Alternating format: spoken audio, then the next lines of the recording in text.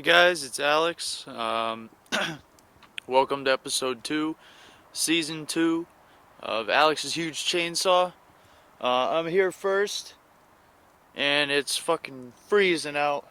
I just got off work, it's Friday. Came right up here, started a barrel fire, and whenever he gets here, we're gonna get to work. But basically today, we got a storm coming supposedly for tomorrow. We'll see how much we get. It's the big one everyone's talking about going up to New England. So we'll find out if we're gonna get snowed out or not. But pretty much today, our goal is to just clean up the area that we've been working in and get everything off the ground so we don't have shit just like covered in mounds of snow and then it gets frozen to the ground and we're tripping over shit. So we're just gonna clean up everything we've been making a mess of, and pretty much I'm just here waiting for Jim to show up.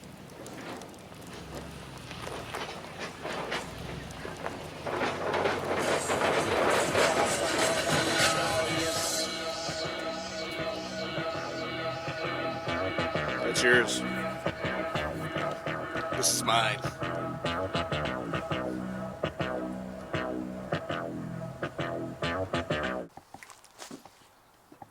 Ooh. That's actor lights in our actor area.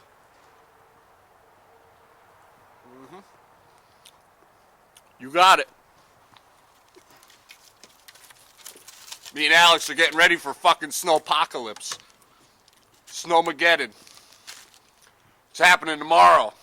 They're calling for fucking 2 inches. It's crazy.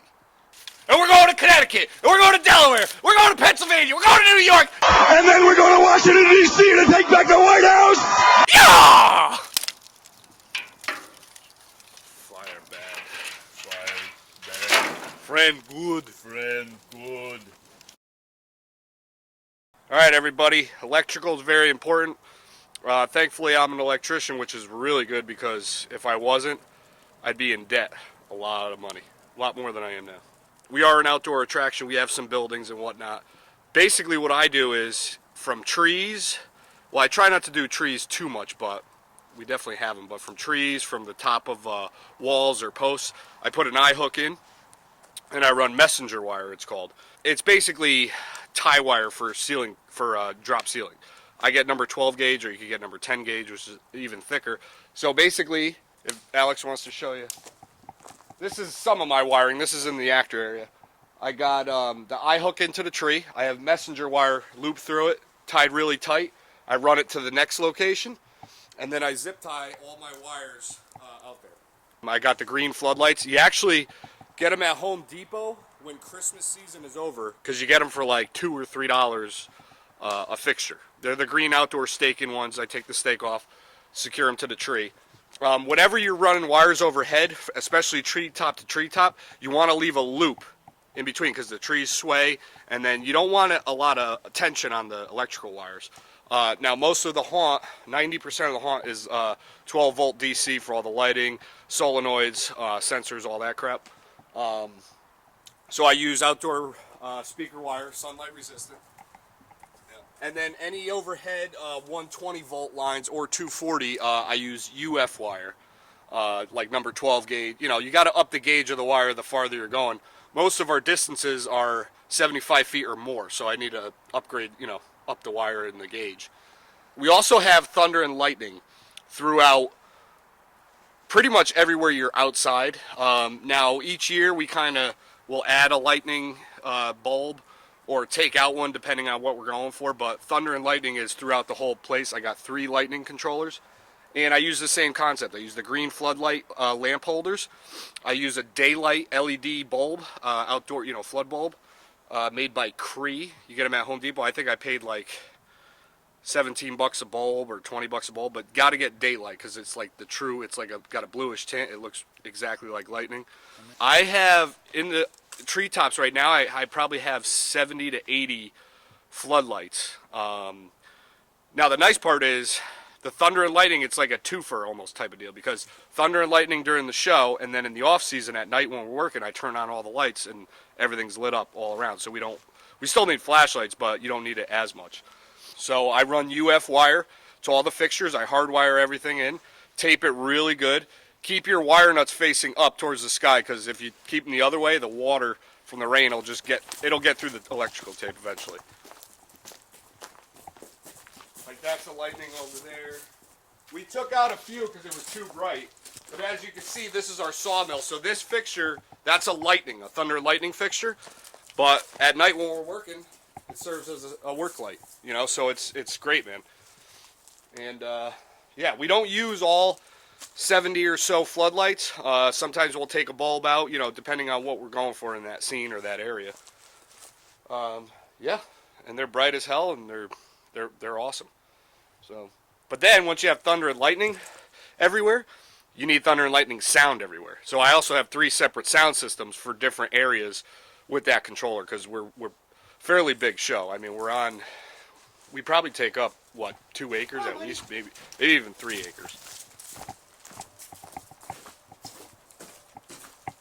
I hope I have one in the shed. I'm going to show you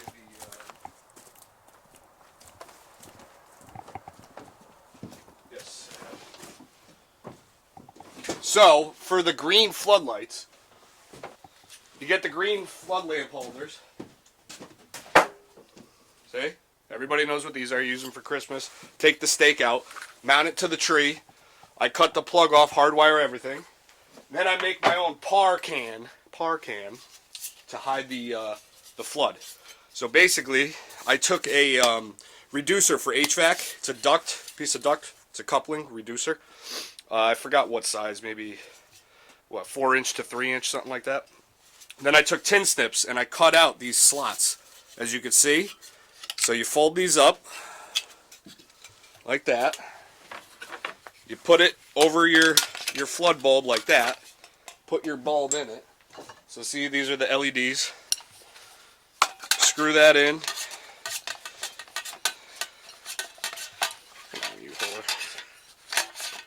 You get the idea.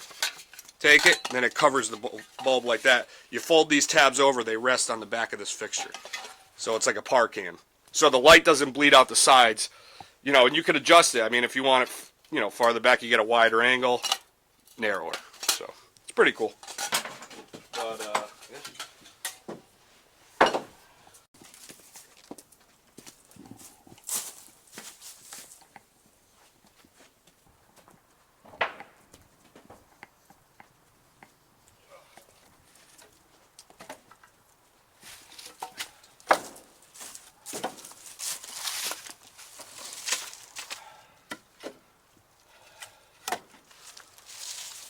Winterizing.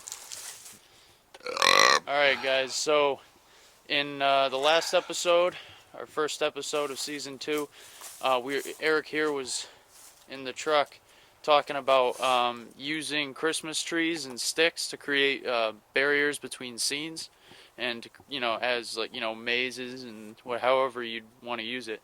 So we're gonna show you A little example. a little example. I mean, I could see how it'd be extremely hard for a home haunter to do this, just because it's a dick and a half to take apart, never mind put up. So this right here that you see, it looks like just a random stick, right? That's actually a post, sort of say. And from that, basically we just dig a hole and bury it a couple feet, like a foot really. And then we put up supports going across like this one. This is just a branch, but it's supporting because it's also screwed to a tree up there. And then from there, we screw other branches jutting across on angles like this one. Cedar trees work really good too, because they're, you know, almost like the Christmas trees. They got really creepy branches. Like this is all cedar right here. This So is all cedar the whole idea is to create almost a spider web of branches. First, you start with thick branches and almost posts, you could call them. And you could add camo into it too. Yep, you Camo can add netting camo, and behind also it. that too. And then after you're done getting a nice spider web, wherever you see thick branches, that's where you start. And then you go around and get brush like this. This is just brush ripped off of a bigger pine tree that we have out in This the is woods. another section of forest here. You'll see we have a Christmas tree. The Christmas tree is awesome because it covers a large portion of what you normally have to cover with branches and clippings. So you'll see how we use that. It's easier in the daytime to show it, Yep. obviously. Yep. I'm thinking like gothic, dark wallpaper, like wainscoting type idea. Oh, the shrinking horse? Yeah, it's gonna shrink. No, I mean the window. And I love the effect. Just dark, and then when the lightning hits, There's got to be some sort of big fucking monster coming behind you. painted in blood up on the wall or some shit like that. Bust out small section with the little, like we did in building 1, silhouette light thing that I wanted to do.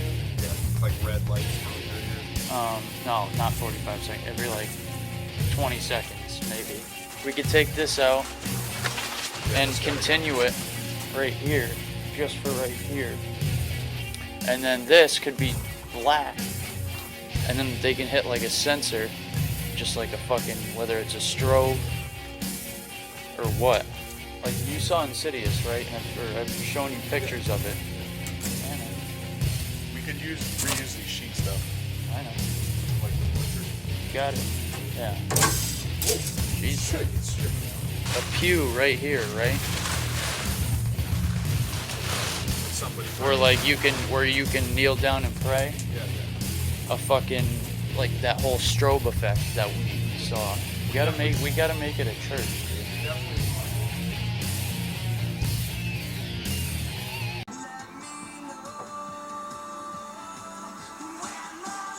Yeah, we have to make that the fucking church from fucking hell. You know?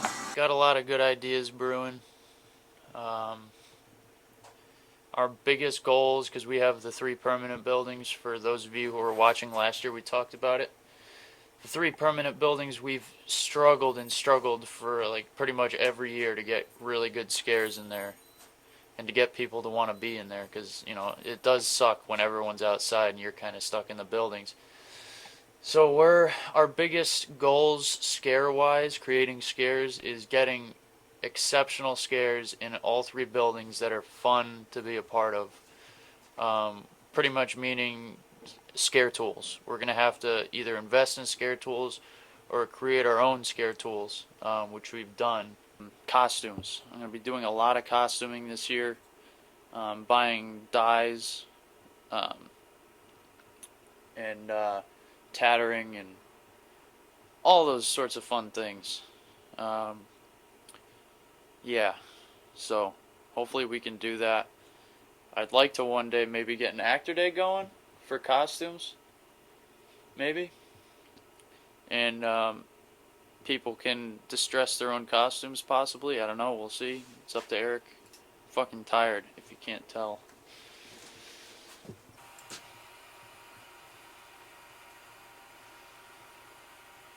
Yeah. Thanks for adding to the convo. Did a mighty fine job. He bought a light bulb, Got a lot of light bulbs. but none over your fucking head. Thanks for watching, everybody! Stay tuned for the next episode! Woo! Yeah! Order for life!